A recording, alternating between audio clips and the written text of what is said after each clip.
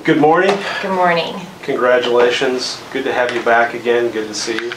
I want to start with what you're here for, which is not us. We're along for the ride.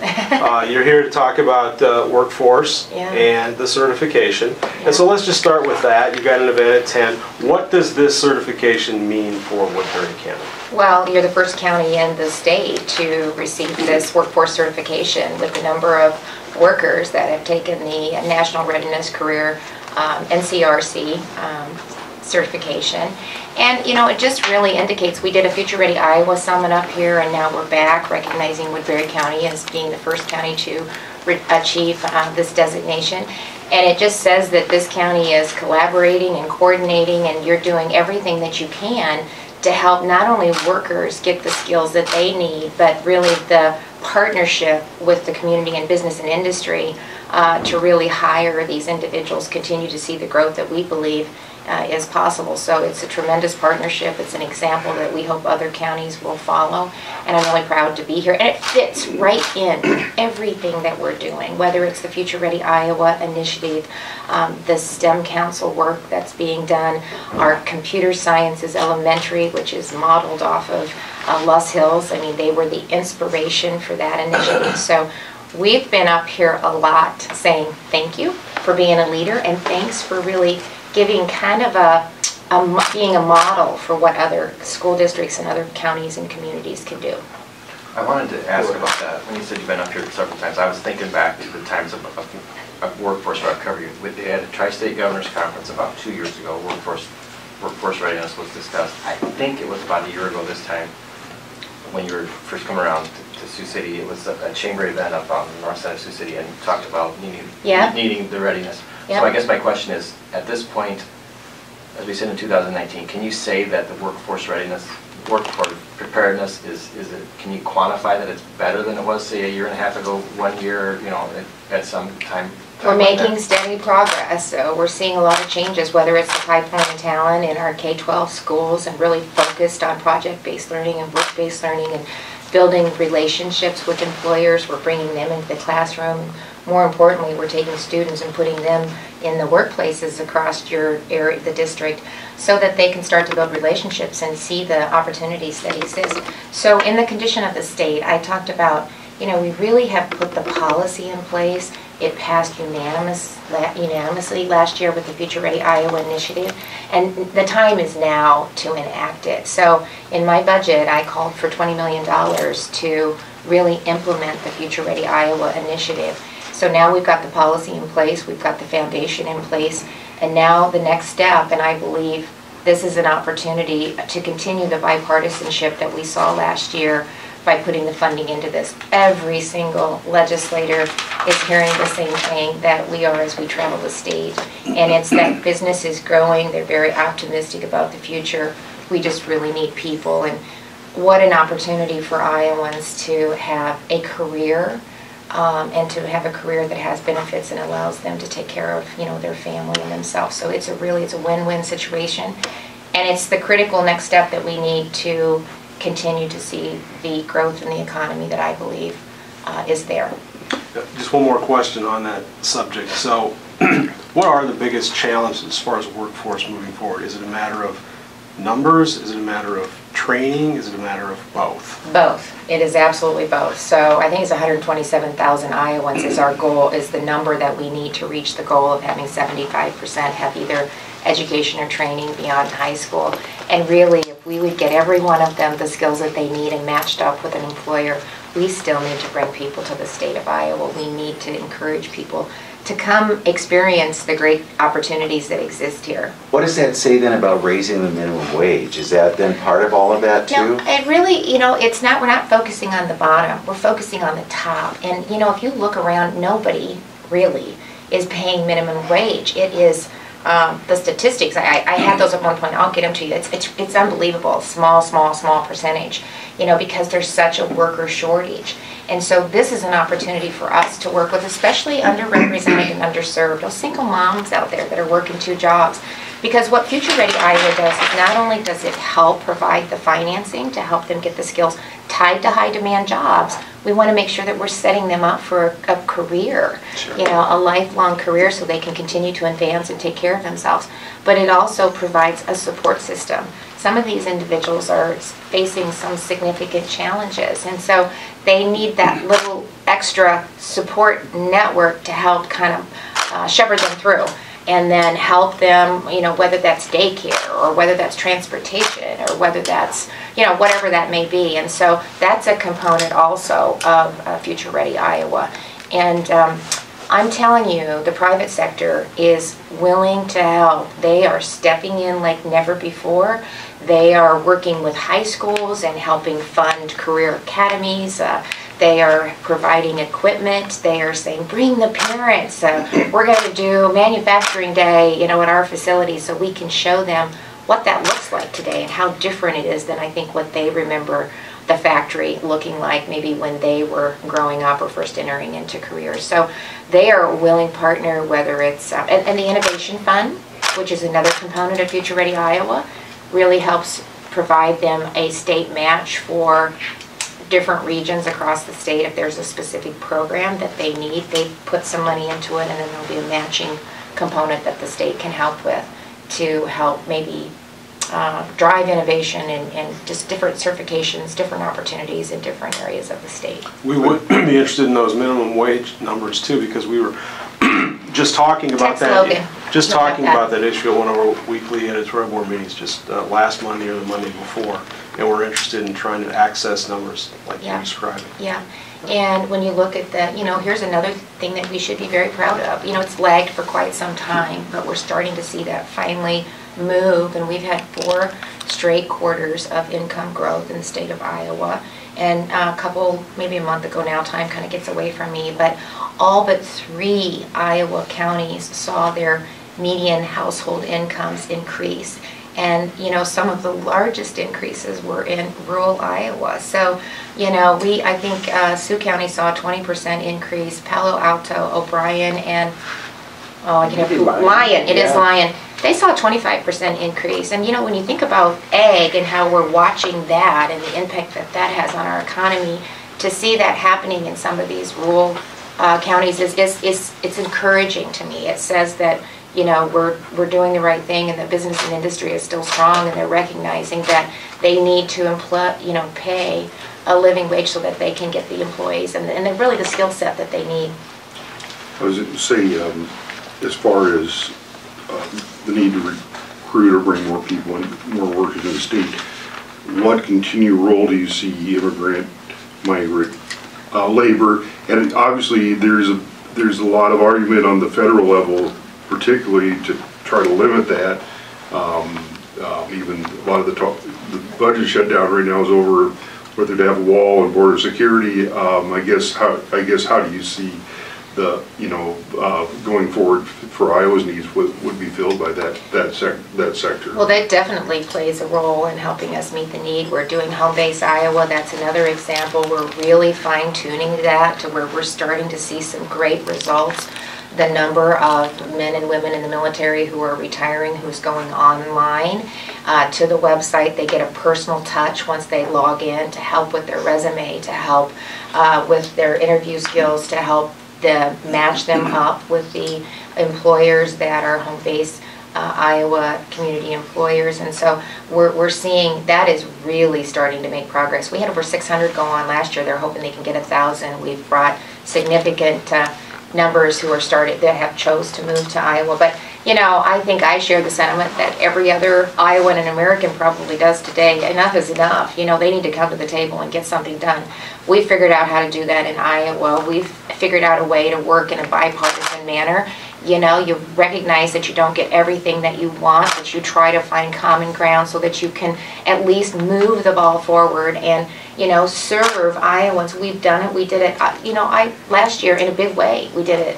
And I believe that we will continue that this year, because we're putting the dollars behind the policy that they passed last year. So, you know, we're not going to agree on everything, but we've been able to find a way to make some movement. So I believe that you need to secure the border. I think that's really important. I do a a monthly intelligence briefing with the Department of Public Safety. It is just unbelievable the amount of drugs and human trafficking that's coming through our state. But I also believe that we need to fix this immigration system. It is outdated, it's too hard, it's too costly.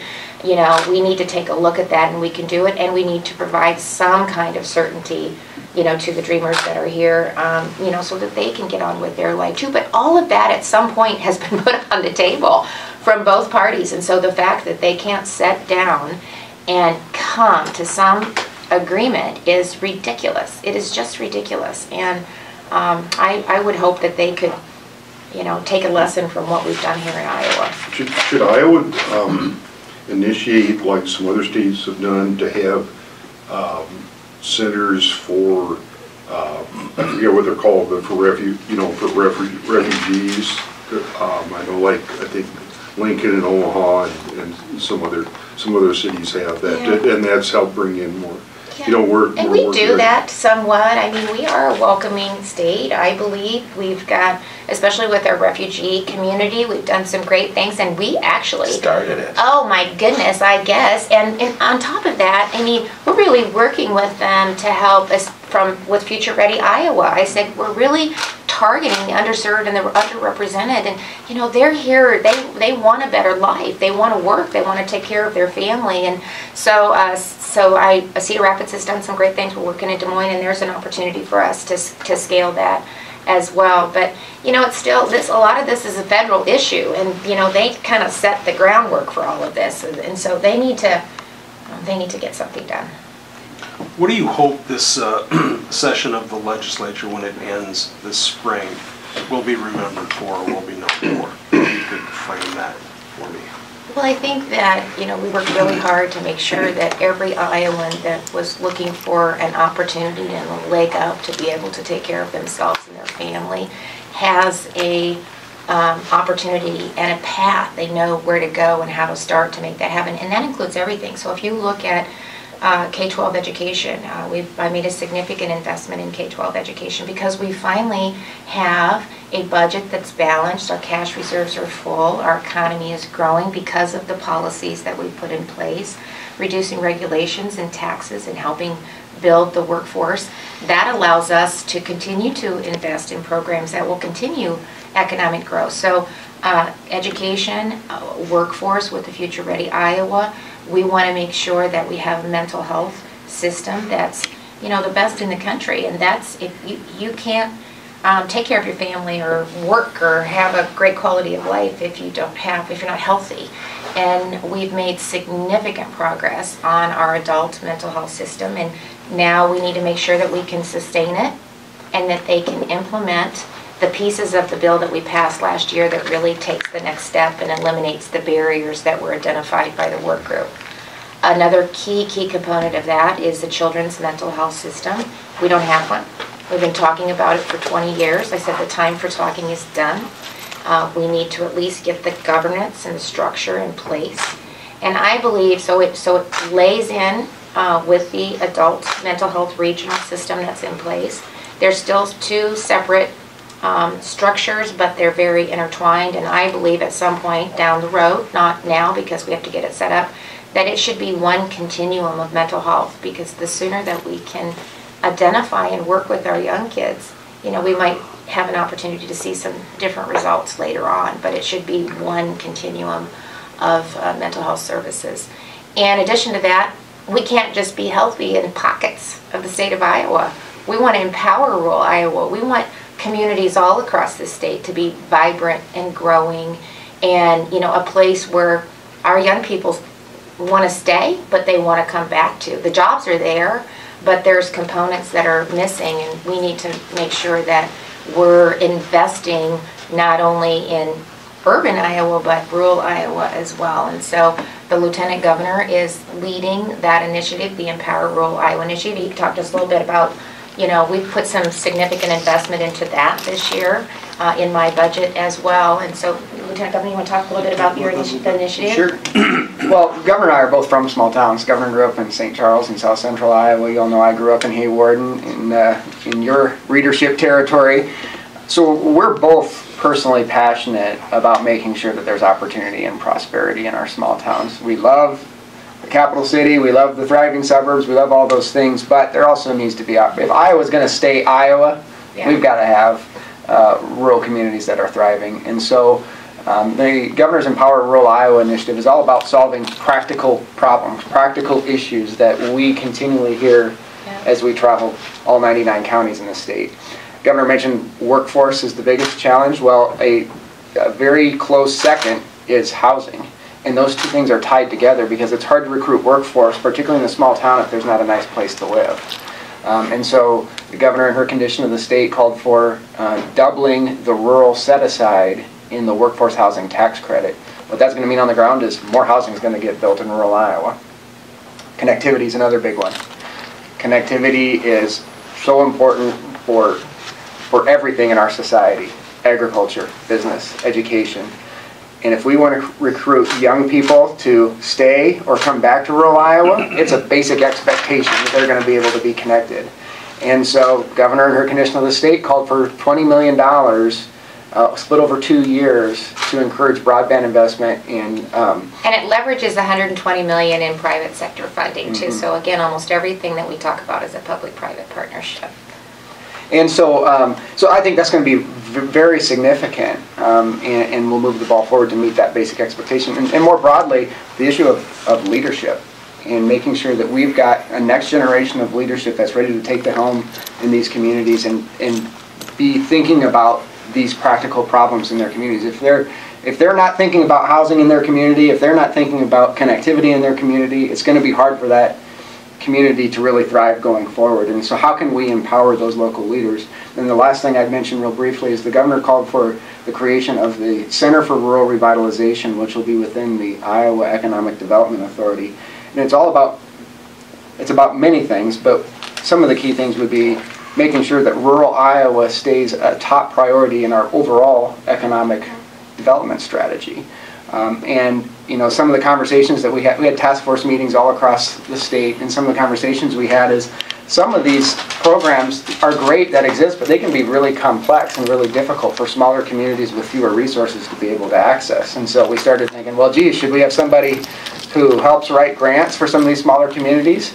And we got to talking and said, well, maybe we should just have less complex programs and have some kind of counterbalance where a voice for rural Iowa at the table in these things. And that's kind of what the Center for Rural Revitalization is all about, helping align those resources. And we've worked with Debbie, so not only, so there's a lot of opportunity there, but if you look at a lot of the programs that are already there, they really are focused on rural Iowa, whether it's the CDBG or the Main Street, or you know, a lot of the programs that are already there. But we, as the Lieutenant Governor said, they need to be better aligned. And then I've also asked Debbie, Director Durham, to... She's Debbie. I know, okay. No, she's Debbie. Well, of course she's Debbie to me. But she is now overseeing the Iowa Finance Authority, and their main core mission is housing. And so Deb's already spent quite a bit of time over there and sees that, you know, has indicated that there is a lot of opportunity to really align and bring that in and help us, even in a bigger way, scale the housing need across the state of Iowa. So I think the coordination and collaboration that we have there, I think, is going to be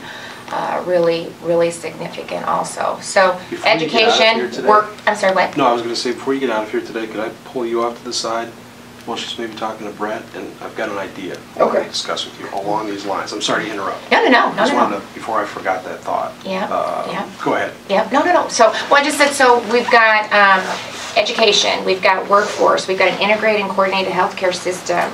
We have Empower Rural Iowa that is driving growth in every single corner. And the last piece is just, you know, an opportunity for second chances. And so we have prisons that are full of individuals who are going to get out, and we should be doing everything that we can to work with them to make sure that they have a skill so that when they do move back into the community, we can hopefully match them up with a job and skills so that they can take care of themselves and don't have to revert back to what they know and what probably landed them there in the first place. And so I highlighted a home building apprenticeship program that will be starting at Newton Correctional Facility, which will work with a nonprofit and help. They will learn the skill of building homes, and then those homes will be available for rural Iowa. So that's a win-win again. That's just another track for us to start to address that.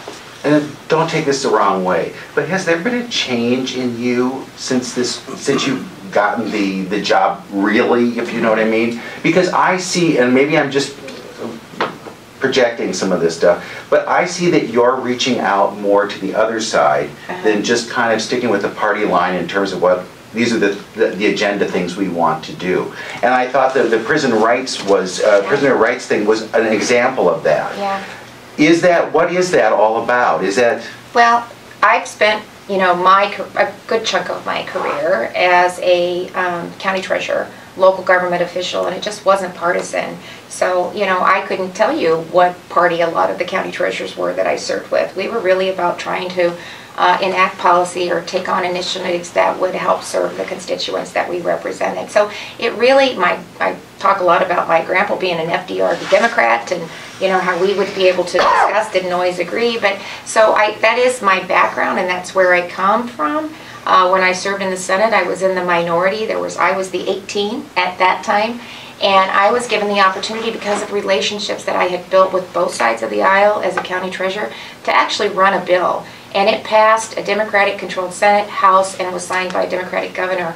And it goes back to relationships, and I believe, and having a conversation. I also said in my, I did 2 addresses in 1 week, so it was a busy week for me, so I think it was the inaugural address that I talked about. Right now, the phone is a wonderful tool, and we can connect our ideas just like that. But we also need to put that down, look up, have a conversation with the individuals, these public servants that have, put a lot of time and effort into the opportunity to serve the people of this great state. So let's serve the people of this great state and make a difference while we're here. And there's a lot that we can do together. There are areas where we're going to disagree, and that's okay. Tax reform was one. Sure. Just philosophically, we had a different approach to how we, what we do with revenue. And all of that in government. But there are so many things that we agree on, and I'm just determined to just keep moving forward with some of those, and we'll still have areas where we won't, but hopefully the other will take precedence. Do you see Democrats then seeing hope in the idea that they can really work with you? I hope last year was a recognition of that. I mean, honestly, almost everything, water quality, affordable health care options, 3 major initiatives passed unanimously. And I had a lot of positive feedback. Senator Mathis walked me in and out, and she's excited. She's a big advocate for the children's mental health system, and so that's an opportunity for us to work together. Restoring voting rights, I think, is an opportunity for both parties. There's some hesitation, but we need to have that conversation. We need to talk about what's the language that everybody can feel comfortable with. I believe that this is the process that we should use to move it. So, because otherwise you're shifting back and forth, based on who the governor is. And so, the Constitution gives us a process to address that, and I think that that's the way to go. Here's a stark difference in approach between the 2 sides that I had on my list to ask you about. It seems like a good time to ask it, and that's Medicaid. That was one of the biggest issues in the campaign. Yeah. There's a stark difference, as I said, between the approach that your side and the approach the other side wants. You're still here, so we're going to stick with what we have, and that's the privatized system. But you've acknowledged there's shortcomings. It hasn't been perfect, and you've vowed to make the necessary changes to make this work. So talk a little bit about what you expect might happen on that front this year. And we'll continue to work with the legislature, both sides, to see how we can move forward. We are making progress, but I said continue to hold me accountable. I will continue to travel across the state. We put the necessary funding into the system when we completed the contracts last year, and I talked about this, I think, when I was here last time, but it's actually based on experience, where when we started the program it was just based on projections. Now we know what the cost is to deliver the services, and that's what the money that I put forward. My focus is having a sustainable system for the long run. I want to make sure I can look families in the eyes and I tell them that this system will be here today, tomorrow, and into the future. I also am going to watch very closely as I travel the state to make sure that the providers, the individuals that are serving Iowans, that they're getting paid in a timely manner. we were just hearing that way too much. And part of that was probably because we weren't funding it adequately. I hate to say that, but you know, I mean, they were crunched. So we've made that better, but we have to continue to monitor that and see if there's additional things that we can be doing. They're working on the contracts right now, so our hope is that we can get that done on a calendar basis while the legislature is still in session, so that they have an opportunity to weigh in on that. So I know we're working, I know Mike Randall, the Medicaid director at the Department of Human Services, and our team are working closely to get that done so that we can get that before the legislature while they're in session. And that's, I think, another really important piece of that. Dave, I know you had a question you wanted to ask, so I'll let you slip that one in. Oh, okay. So we make sure that gets asked within the time we got. Okay, well, as you know, as everyone knows, Representative King has been in the news a lot this month. He was one of the co-chairs of your campaign last fall. As I understand, you have taken the position that with others entering the race, that you would stay neutral in the primary in 2 years for the 4th District.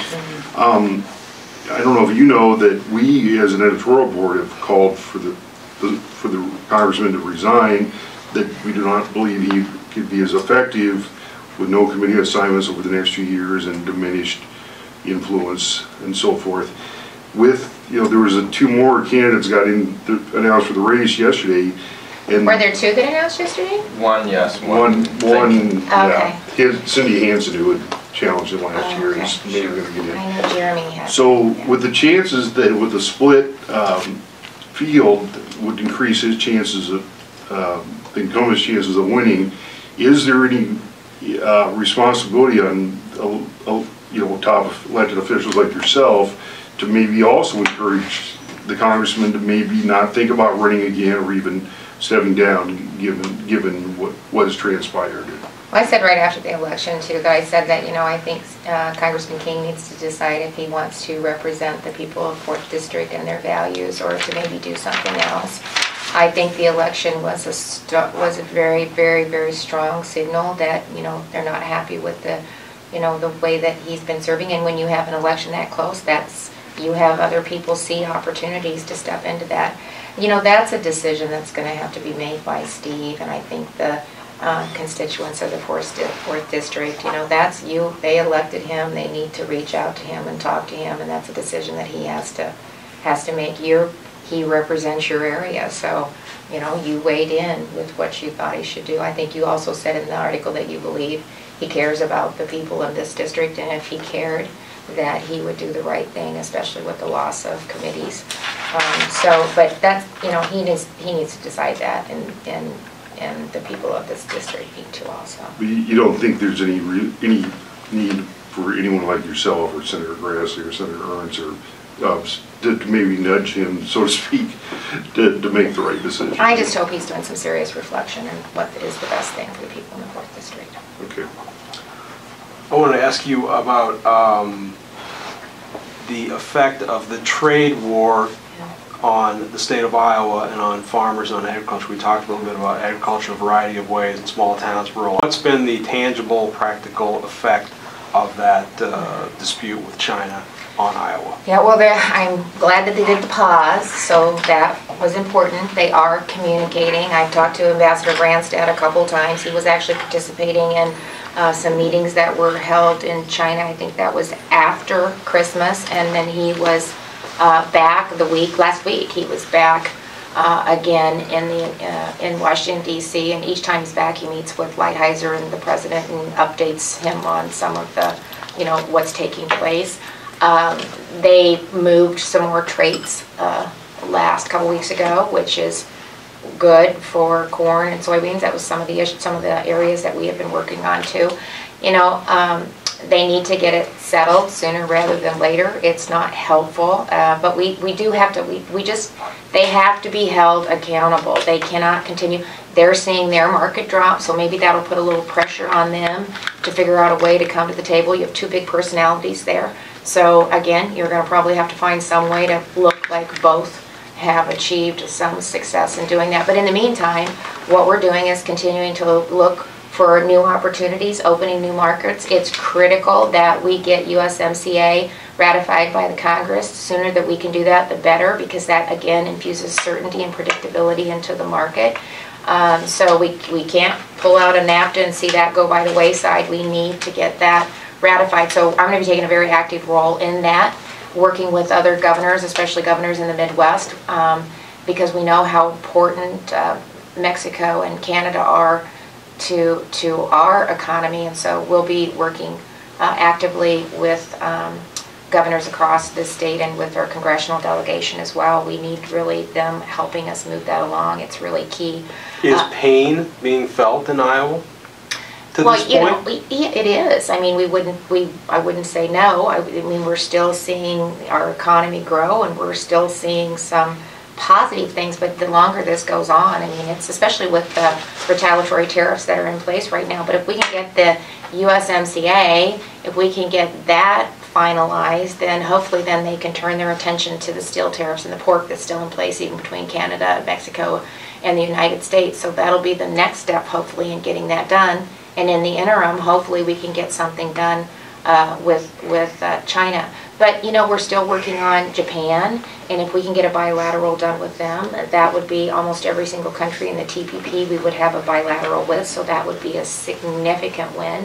And that would cushion some of it starts to, yeah, because, you know, it starts to provide better markets and more opportunity.